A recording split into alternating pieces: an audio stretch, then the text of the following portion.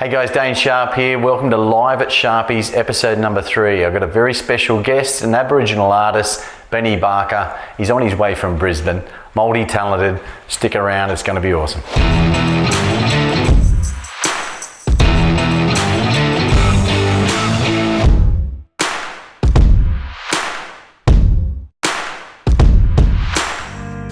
Oh yeah, we're heading up to Live at Sharpys, Dane Sharp.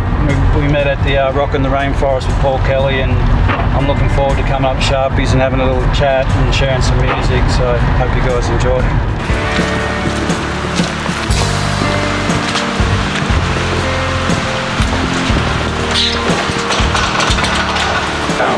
How'd you get on the rain? Oh my god. How you doing, man? Good to see you. Come on in. Thanks for having me. Let's pop it down. You ready for a coffee? Yeah, brother. Sure. This is Coffee Machine, and I am the new barista in this house. Well, thanks for coming, man. You're welcome. Appreciate it. Honour to be here. Oh, thank you. And you know, your story, it's kind of similar to mine. I didn't start out to become a musician. I'm still aiming to be, I guess, but your story is that you didn't actually start out to be a musician either. Yeah, man, I was really into sports, you know, just athletic and physical, and every type of sport pretty much I tried when I was younger. But yeah, around about 15 years old, I was visiting a mate, and I could hear this noise, this bass guitar slap noise, and when I walked into the room, he was slapping this bass guitar, and a supernova went off in my mind, like, wow, that's what makes that noise, you know? And there was just this gravitation towards music from then on. And yeah. So that's what hooked you in pretty much, and you just went from there. Yeah. Wow. And what were the next stages? I mean, did you start doing gigs, or did you just keep learning? Or? Well, I started playing bass guitar and just learning and teaching myself, and then during grade like 11 and 12, I started to study like rock studies and sound engineering and music for beginners, and and try and get a formal education in music as well. Do you remember back to your first gig? Can you remember what your first gig was? It was like Battle of the Bands for the schools at we were playing like Red Hot Chili Pepper covers, and you know how when you're young and you get excited and you start playing really fast? Yeah, still do. By the time we got to the end of the song, it was so fast, so really hard to keep up. Start as a ballad and finish as a rock. So it was fun. Yeah, that's great. And you progressed into, obviously, you're a multi-talented artist. I've seen you live, and you know, didgeridoo, guitar, acoustic. Yeah, well, I started out on bass. Yeah, I started out on bass guitar, and then because I couldn't keep a band together, no matter how good a bass guitarist you are, you know, I decided I better teach myself guitar and how to do chords and sing. So all the bass and the rhythm that I learned on bass guitar, I just brought into the basic guitar chords. And did you teach yourself, or did you have a teacher? Yeah, just taught yourself. Yeah, just taught myself, and just started out with basic 4/4 timing and simple strums, and then trying to time it. But when you've got a natural ability as well, it's a bit easier. It's not, sure. Yeah. So just taught myself, and then from being able to do, you know, covers and open chord songs, started just writing my own music as well. Yeah, fantastic. And what's your writing process? Do you do it to guitar, or is it lyrics first, and how do you go around? Well, when I write a song, like, I really focus on an emotion or an event or a time and a place that I experienced, because I want to come from that honesty of my experience, and that's the only place that I can write the best songs that I do. So yeah, I try and focus on an emotion or a time, a particular issue that was important to me. Yeah. And then I sit with the guitar and start to play and see what comes out. Yeah, the melody, it starts to develop. Yeah, wow. And then you'll feel that connection towards it. It's such a great way of writing, because if you're feeling something sad or remembering something sad, it's obviously going to come out in the music. Or happy, it's going to be upbeat or whatever. Yeah, and so for me, it's a way to connect to, you know, to review what you've been through and emotionally understand it. So music's an amazing thing for that. Absolutely. And talking about that emotion and that, I guess, tough place in your life, is that you left home at 16 under very interesting circumstances, I guess. Yeah. Well, sort of you know, we had a lot of family issues at home, and I don't think my mum was handling it very well as a single mother, so we got kicked out when I was 16, and not to say that I was a rebel or anything like that. I was a pretty good kid. I just went to school, and when I found music, that was a real good light to guide me through. Sure. You know, because when you're that young and you're making your own decisions, yeah, you're not really good at it. Once you were kicked out of home, where did you go?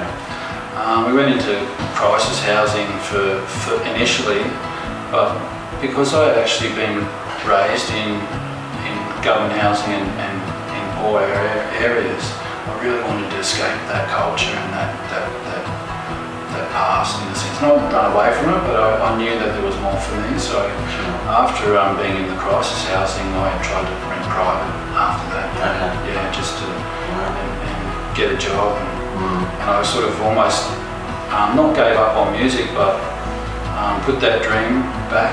And you know, like I think a lot of people go through this where society and business and work and all that things and earning money seem to come first, you know, so you go and get a job and a career, and that's what I did during my 20s. You know, I was doing some music, but I was mainly focused on trying to provide for the kids and things like that. Of course. And then when I was about 32, I decided to, in 2012, I decided to, you know, give up work and start being a musician. Because deep down I wasn't happy in work, and it wasn't about finances, it was really about pleasing the soul. Of course. And so I felt like I was jumping off a cliff into the darkness, you know, like this, you don't know what you're going to land on, you can't see the ground, you can't see anything, you're just jumping into it. But yeah, there's an old saying, the chute won't open unless you jump. Yeah, exactly. That's exactly right. A similar thing to what you mentioned. That's fantastic. Yeah. And do you think that the music is, you know, has been therapy for your life, or is that where it sometimes inspires you with your writing from that background? Many times when I've had hard times in my life, music's been the thing that has really like shown the way and the path. And for me, my motto is, you know, follow the music, because it seems to be, you don't end up in a bad place when you follow the music, and you get that spiritual connection. Yeah, fantastic. And you're going to play a couple of songs for us today. Fantastic. Yeah, I'm looking forward to it. Yeah, let's go and make a bit of noise, huh? Yeah, definitely. Cool.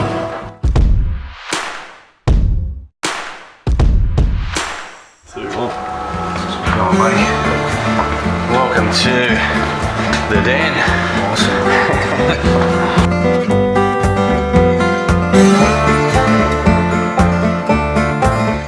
So Benny, welcome. Thank you, man. What do you got for us? What are you going to play first? Yeah, so this song's called Kabal, and Kabal is about a place up north called Caboolture, and it's the traditional name.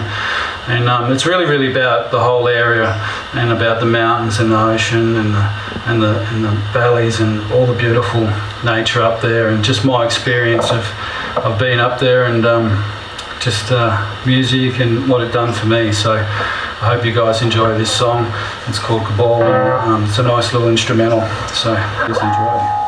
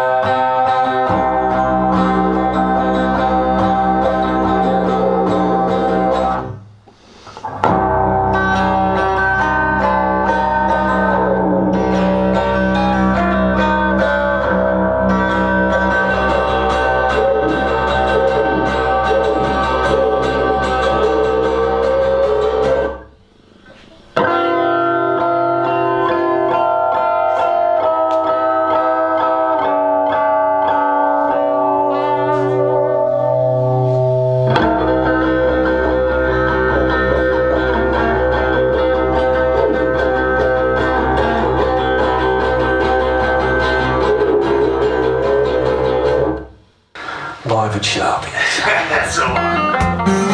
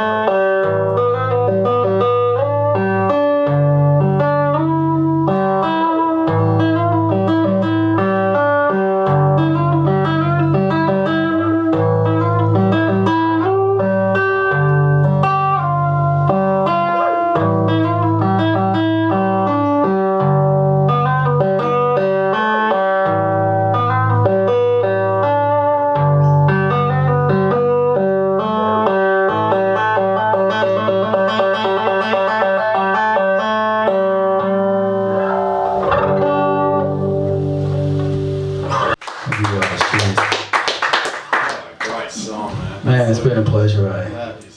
Benny, that was awesome, dude. Absolutely brilliant. Let's go and grab a bite to eat. My friend's got a cafe called Wild Plum. Yeah, dude. Absolutely beautiful. Sounds nice, mate.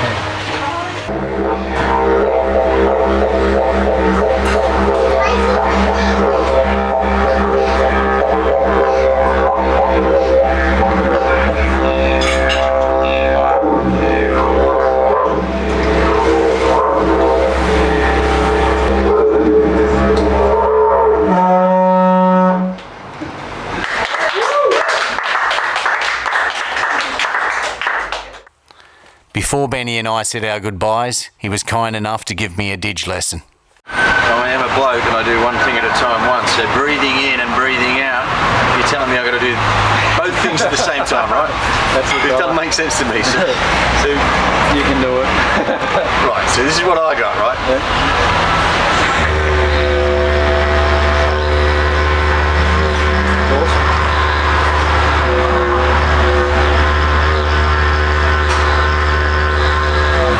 But once I'm out of breath, how do I get used to demos, alright?